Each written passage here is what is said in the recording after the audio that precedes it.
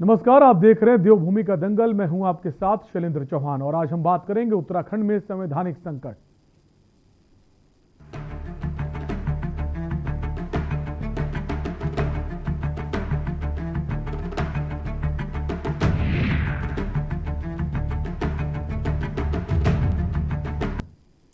उत्तराखंड में मुख्यमंत्री तीरथ सिंह रावत के उपचुनाव को लेकर तरह तरह के कयास लगाए जा रहे हैं, जिसके चलते राज्य में संवैधानिक संकट होने की बातें भी सामने आने लगी हैं। आपको बता दें, उत्तराखंड में एक बड़ी रोचक स्थिति बनती दिख रही है, जहां पर मुख्यमंत्री तीरथ सिंह रावत 6 महीने के भीतर विधानसभा सदस्य बनने का अवसर गंवा चुके हैं। ऐसे में उत्तराखंड में एक बार फिर संवैधानिक संकट गहरा गया है, जिसे लेकर अब पक्ष और विपक्ष के बीच आरोप प्रत्यारोप का दौर शुरू हो गया है। इसी पर हम चर्चा करेंगे, उससे पहले ये रिपोर्ट देखें।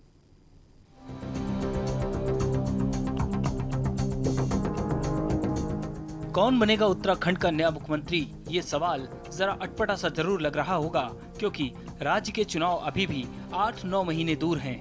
हम यहाँ बात कर रहे हैं सितंबर महीने की। आपको बता दें कि वर्तमान में मुख्यमंत्री तीरथ सिंह रावत विधायक नहीं है। मौजूदा विधानसभा का कार्यकाल मार्च 2022 में पूरा होना है। इसका मतलब है कि मौजूदा विधानसभा का कार्यकाल पूरा होने में महज 9 महीने का समय बचा है। इस तरह देखें तो वर्तमान सीएम तीरथ सिंह रावत के लिए 9 सितंबर 2021 के बाद अपने पद पर बने रहना संभव नहीं है।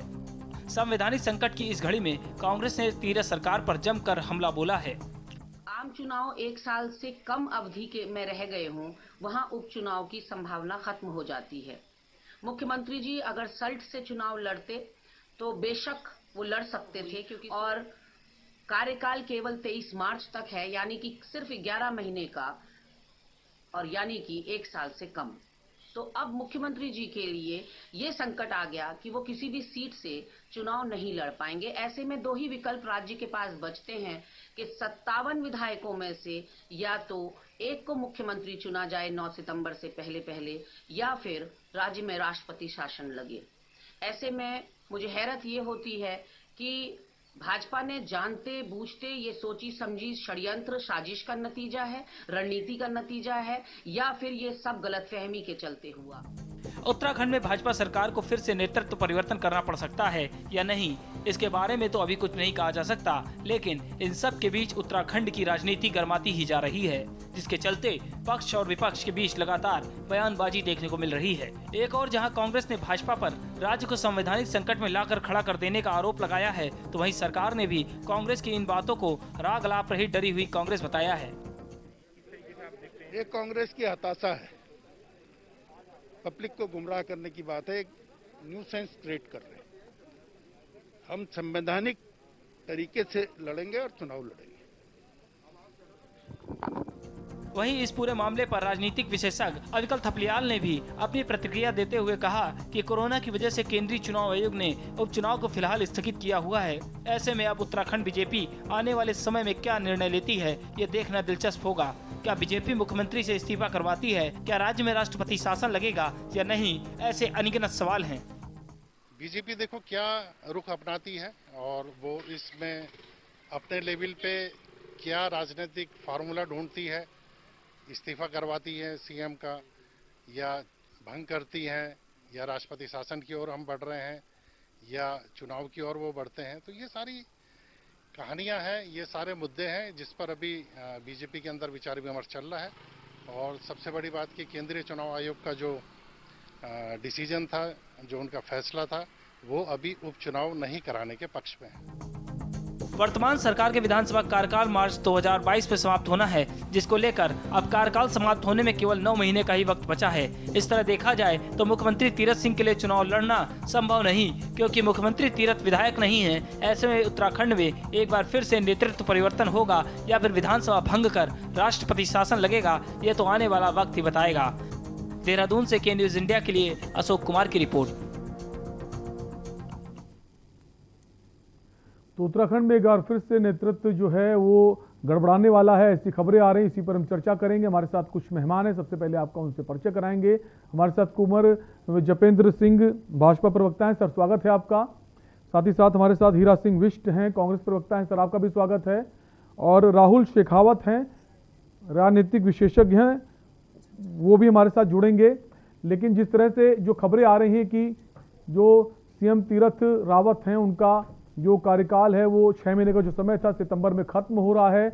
और संवैधानिक नजरिए से अगर देखें पूरे इस मामले को तो ये कहा जाता है कि 1 साल के अगर कम समय आपका बचा है चुनाव होने में तो आप उपचुनाव में भी भागीदारी नहीं कर सकते हैं, मतलब कि उपचुनाव भी जो आप भागीदारी नहीं कर सकते हैं। अब सवाल यह कि अब जो भाजपा है क्या वो किसी नए चेहरे को बनाएगी मुख्यमंत्री या फिर कुछ और नया फॉर्मूला ढूंढना पड़ेगा, इसी पर हम चर्चा करेंगे। हम वापस आएंगे अपने, हमारे साथ मेहमान जुड़ गए हैं, कुंवर जपेंद्र सिंह भाजपा प्रवक्ता हैं, सर स्वागत है आपका। साथ ही साथ हीरा सिंह बिष्ट हैं, कांग्रेस प्रवक्ता हैं, सर आपका भी स्वागत है। और राहुल शेखावत हैं, राजनीतिक विशेषज्ञ हैं, सर आपका भी स्वागत है। सबसे पहले राहुल जी आपके पास ही आएंगे कि जिस तरह से ये संवैधानिक संकट गहरा रहा है, संवैधानिक नजरिए से देखें अगर तो ये कहा जा रहा है कि उपचुनाव जो है वो नहीं करा सकते अगर अवधि आपके पास 1 वर्ष से कम बची है विधानसभा चुनाव की।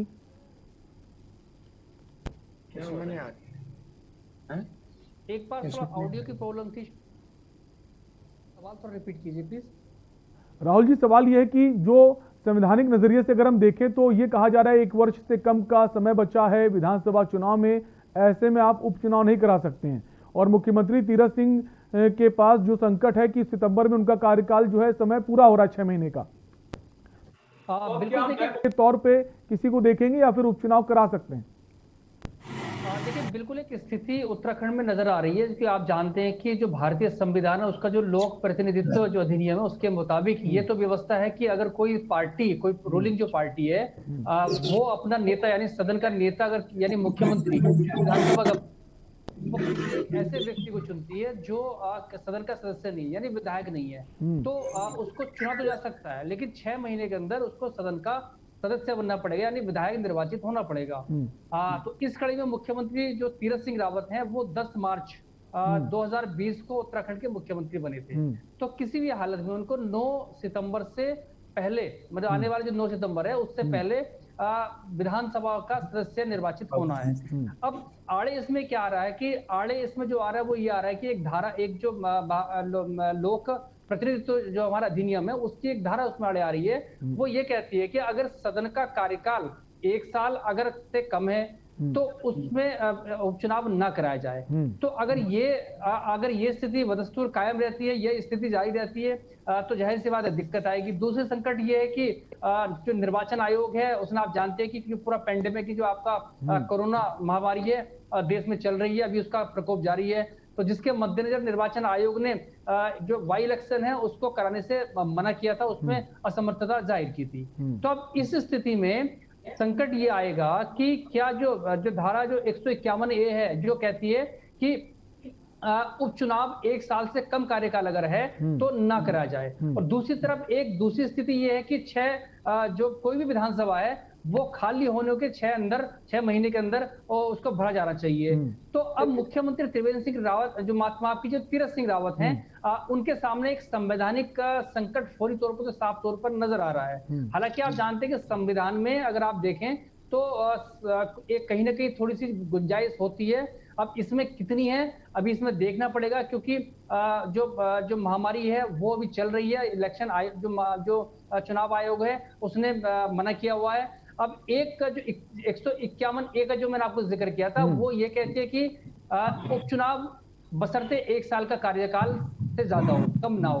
अब दूसरी उसकी एक धारा और है जो V है, वो ये भी कहती, मतलब उसमें भी जिक्र है विशिष्ट स्थितियां जो खास स्थितियां हैं उसमें वो आयोग अगर उसे लगता है कि ऐसे कोई हालात हैं तो आयोग भारत मतलब जो मंत्री परिषद है उसको भेज सकता है। ठीक है, आयोग एक फैसला ले सकता है। आप सभी हमारे साथ बने रहिए, एक ब्रेक का वक्त है, ब्रेक के बाद वापस आएंगे और चर्चा को आगे बढ़ाएंगे।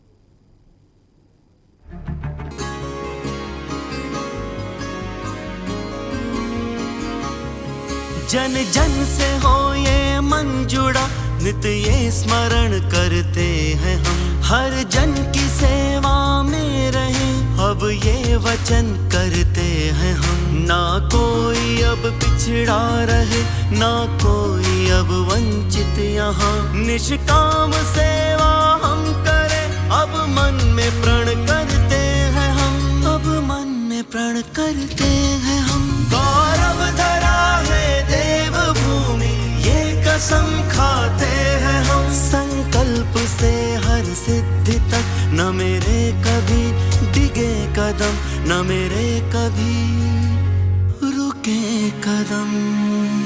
सेवा, समर्पण और विश्वास के 100 दिन, जनता के द्वार, तीरथ सरकार। आप देख रहे हैं के न्यूज, खबरों का सारथी। ब्रेक के बाद आपका स्वागत है। आप देख रहे हैं देवभूमि का दंगल, जहां हम बात कर रहे हैं उत्तराखंड में जो मुख्यमंत्री के नेतृत्व संकट जो है वो पैदा हो गया है, संवैधानिक संकट। वैधानिक जो नियम है, लोक प्रतिनिधित्व अधिनियम की बात अगर करें तो 1 साल से अगर कम का समय बचा है तो आप उपचुनाव नहीं करा सकते। अब ऐसे में क्या ये देखने को मिलेगा कि मुख्यमंत्री बदले जाएंगे? देखिए, संकट यहाँ कुछ भी नहीं है। सबसे पहले हमें कुछ तथ्यों को समझना होगा। ये जो पैंडेमिक है, ये राष्ट्रीय पैंडेमिक नहीं है, ये एक अंतर्राष्ट्रीय एक सिनेरियो बना हुआ है। और दूसरा, संवैधानिक प्रारूप के अनुसार चुनाव आयोग को पूरी तरह से अधिकार है और इस पैंडेमिक में उनका अधिकार क्षेत्र और बढ़ जाता है और उसके अनुरूप ही चुनाव कराए जाने हैं। कब कराए जाने हैं, कैसे कराए जाने हैं, उसमें कब कब क्या क्या चेंजेस आए, क्या उसमें अमेंडमेंट्स हुए, तो ये संकट वाली तो इसमें कोई बात नहीं है। और भारतीय जनता पार्टी पूरी तरह से चुनाव में उतरने के लिए तैयार है। हाँ, निश्चित तौर पर अगर ये विपक्षी दलों के लिए ये संकट की स्थिति है तो ये विपक्षी दलों के लिए है। हमें ये समझना होगा कि जो होना है संविधान के प्रारूप से होना है और इन विशेष परिस्थितियों में चुनाव आयोग को पूरी तरह से अधिकार है, मंत्रिपरिषद को पूरी तरह से अधिकार है और जो भी उसमें होना है वो प्रदेश हित में होना है, राष्ट्र हित में होना है, संविधान के अनुरूप होना है। तो इसमें संकट वाली कोई स्थिति नहीं। ठीक है, आपको कहना है चुनाव आयोग के पास अधिकार है, वो कभी भी उपचुनाव करा सकता है। हम वापस आएंगे, हीरा सिंह बिष्ट जुड़े हुए हमारे साथ, कांग्रेस प्रवक्ता हैं। हीरा सिंह जी, भाजपा का कहना है कि चुनाव आयोग के पास पूरा अधिकार है, वो अपने अधिकार का इस्तेमाल कर सकता है और कहीं कोई संकट की बात नहीं।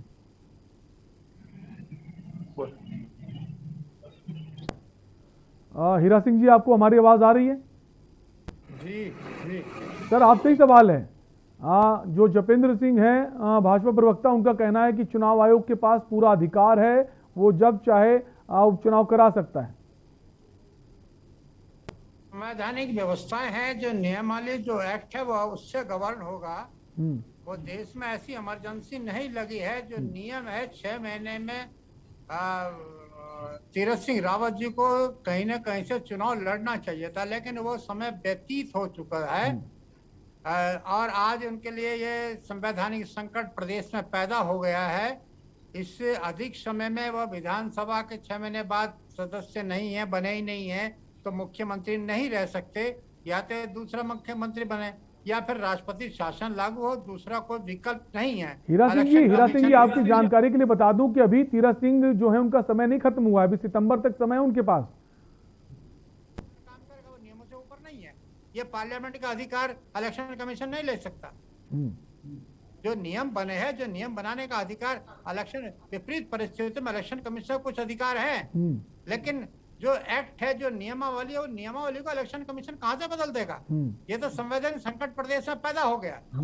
तीरथ सिंह रावत जी का अब कार्यकाल 6 महीने का समय उन्होंने व्यतीत करने वाले हैं, उसमें चुनाव नहीं हो रहा है। 1 साल के अंदर बाय इलेक्शन की कोई व्यवस्था नहीं है, कोई आवश्यकता नहीं समझी गई कि 1 साल चुनाव का रिजल्ट तो बाय इलेक्शन न हो। लेकिन तीरथ सिंह रावत जी तो मौका चूक गए हैं। ये तो इन पे क्राइसिस संकट पैदा हो गया प्रदेश में। ठीक है, चुनाव आयोग जो है विशेष परिस्थिति में ही कुछ फैसला ले सकता है और इतनी कोई खास परिस्थिति नहीं है, कोई और भी मुख्यमंत्री बन सकता है। ब्रेक का वक्त है, ब्रेक ले रुकेंगे, ब्रेक के बाद वापस आएंगे और इस चर्चा को आगे बढ़ाएंगे। छोटे से ब्रेक ले रुकेंगे, फौरन हाजिर होंगे।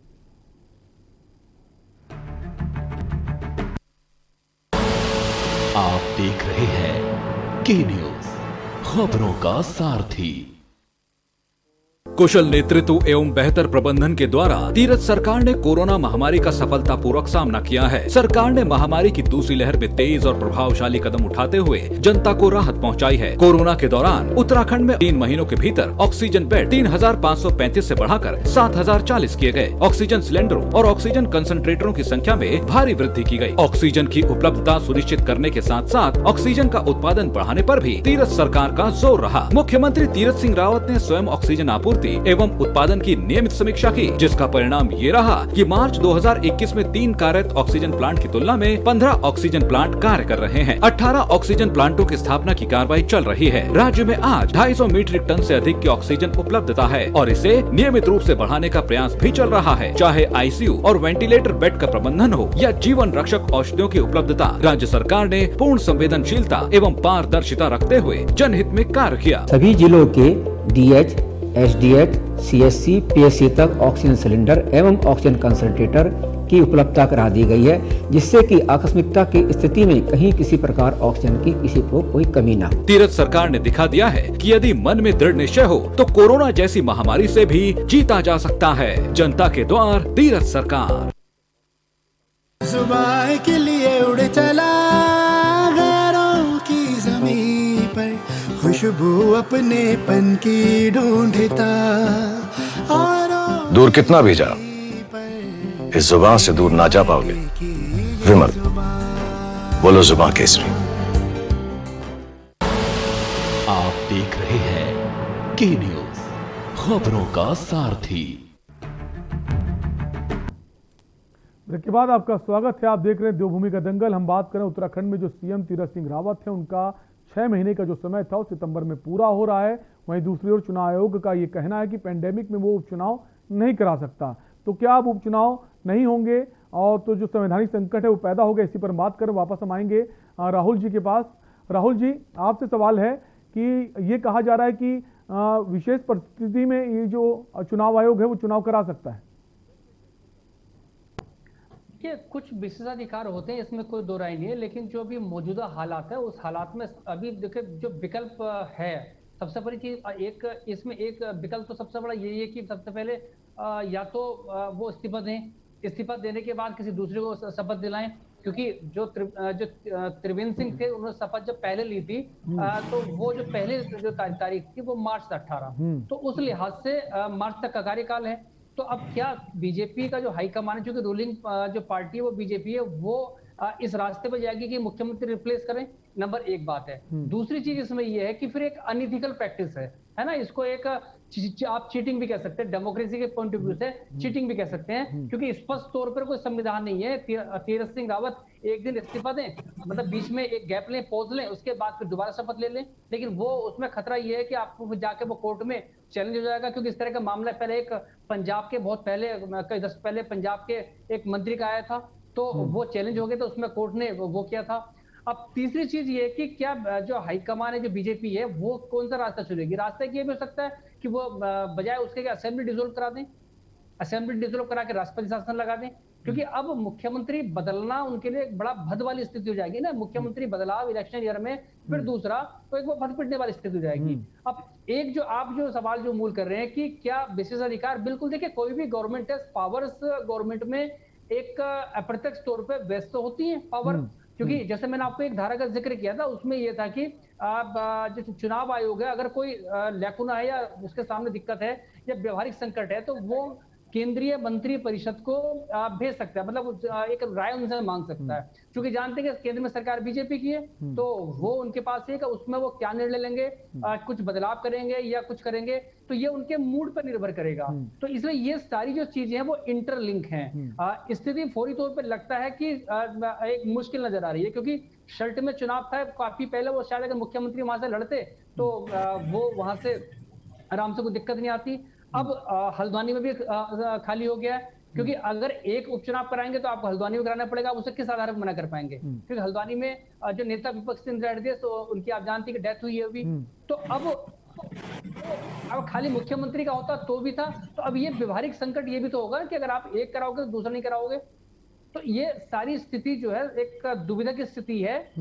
उसमें अब फिर जो मनमानस में क्या है, हाईकमान के मतलब बीजेपी की जो लीडरशिप है, ये करना पड़ेगा, क्योंकि तीरथ सिंह रावत मौजूदा सांसद हैं गढ़वाल से, तो वो उनको इधर इलेक्टेड होंगे तो वहां रिजाइन करना पड़े, तो उनके दिमाग में क्या चल रहा है तो ये है। और संवैधानिक स्थिति ये है कि आपको 6 महीने के अंदर विधायक तो बनना पड़ेगा, और नहीं बनेंगे तो आपको स्टेप डाउन करना पड़ेगा। स्टेप डाउन करने के बाद अगर आप बीच में पॉज लेने के बाद लेंगे तो वो कोर्ट में 100% चैलेंज होगा, और एक मामले में तो सुप्रीम कोर्ट ने उसको जो था गलत भी ठहराया था। तो इसलिए अब ये किस रास्ते पे चलते हैं, केंद्र सरकार अपने विशेषाधिकार का किसी का इस्तेमाल करती है ना। और मुझे जो एक चीज इसमें साफ और नजर आ रही है, क्योंकि आप जानते हैं कि लेकिन राहुल जी सवाल ये, आप जैसे कह रहे हैं केंद्र सरकार अपने विशेषाधिकार का इस्तेमाल करती है, लेकिन अगर ऐसे नहीं कर सकती ना, चुनाव आयोग, पहले तो चुनाव आयोग का सवाल जो है वो चुनाव आयोग जो चाहेगा वही होगा, या विशेषाधिकार के तौर पर आप राष्ट्रपति शासन लगा सकते हैं, लेकिन ये उपचुनाव का जो फैसला है वो तो चुनाव आयोग ही लेगा।